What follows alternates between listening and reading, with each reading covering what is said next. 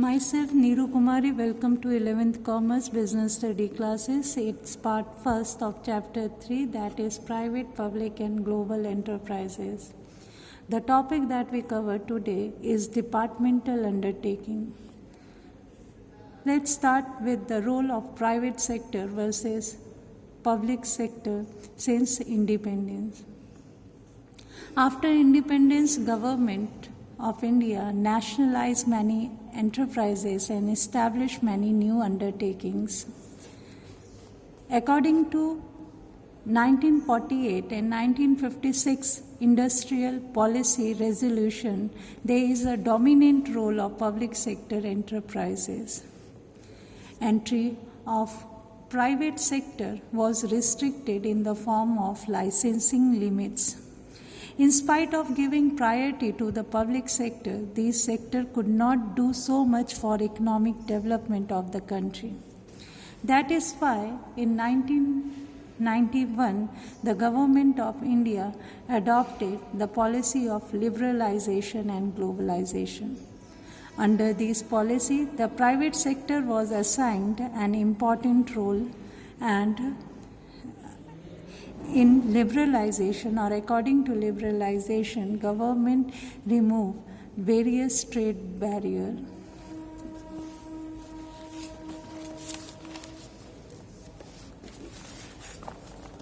Due to these changes, there is a tremendous improvement in the economic development of our country. The basic environment has undergone tremendous changes. Now there is more open and competitive environment between private sector and public sector. Let's discuss the types and the forms of public sector enterprises. There are three types of public sector enterprises. First is departmental undertaking. Second, public corporations, which also called statutory corporation.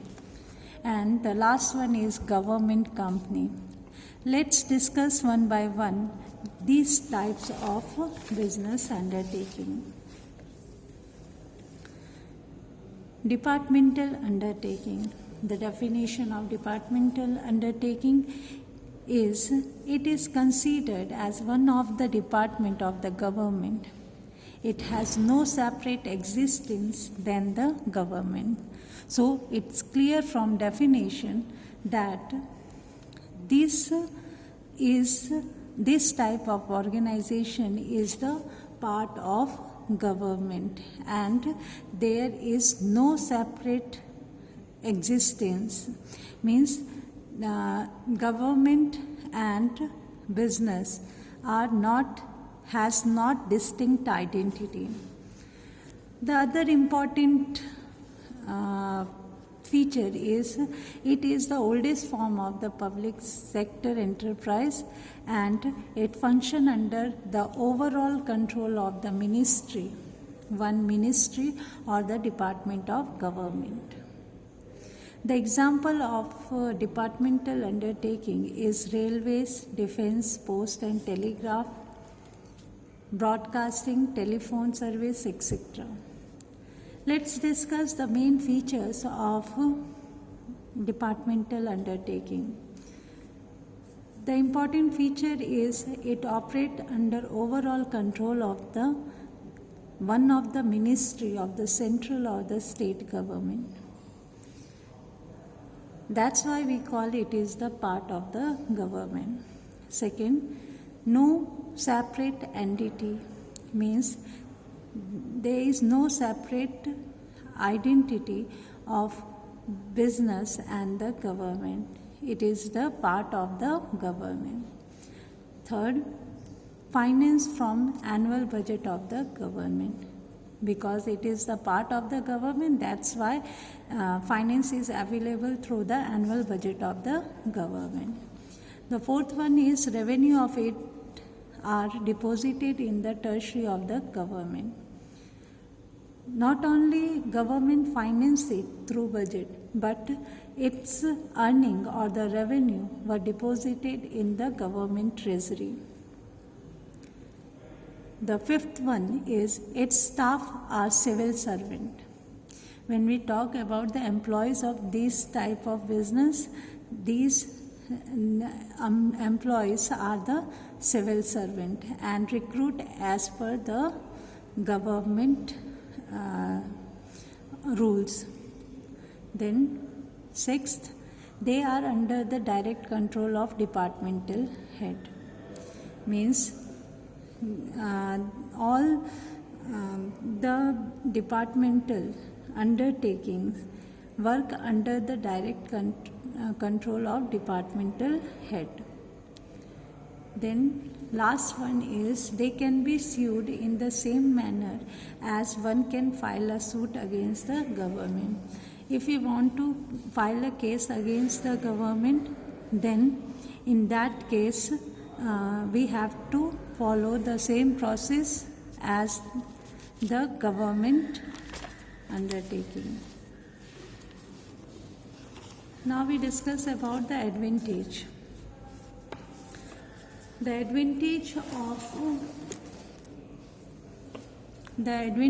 of public undertaking, departmental undertaking is easy formation.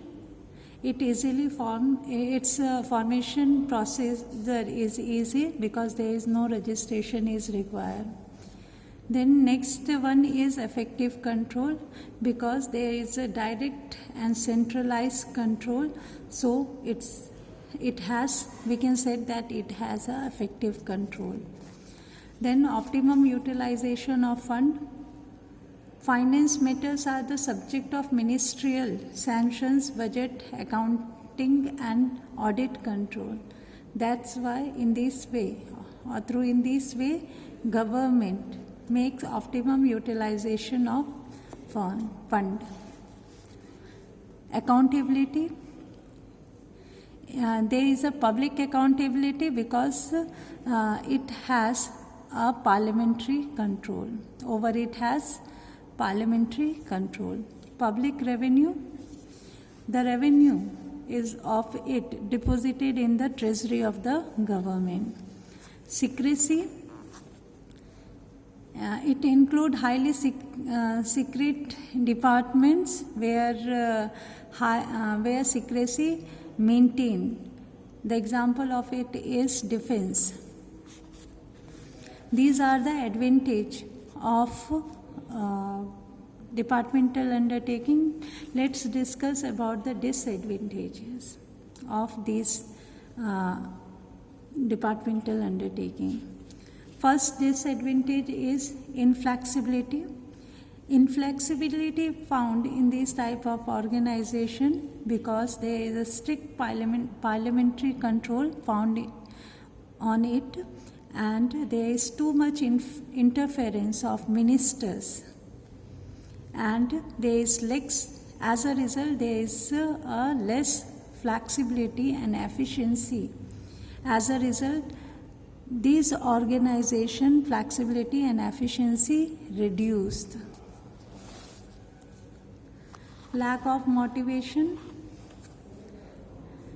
There is lack of motivation because there is no power to utilize their revenue, and there is no incentive to maximize profit, and there is no relation between the efforts and rewards. The promotion are on the basis of seniority. The third disadvantage is lack of financial autonomy. Lack of financial autonomy found because this type of organization cannot plan for long-term investment project, and it is the subject to budgetary control of the government, and it has not allowed to use their own revenue. Fourth, inefficient management. There is inefficient management found in this type of organization because of these following reasons. This organization managed by the government officials, and these officials are overburdened with the paperwork. As a result, less sense of responsibility and efficiency found here. Then next one is red tapeism and bureaucracy. Due to red tapeism and bureaucracy, there is delay in decision found. Or we can say there is delay in decision due to administrative formalities, paperwork and procedure found. And what are the suitability? The factors which are suitable for these type of organization are where utmost secrecy is required, example defense. This type of organization is suitable where the government control is necessary. The example of it is broadcasting. Huge investment is required. This type of organization is suitable where the huge investment is required. Example, aircraft, iron, steel, and etc. Undertaking is the source of revenue. That's all for today. Have a nice day.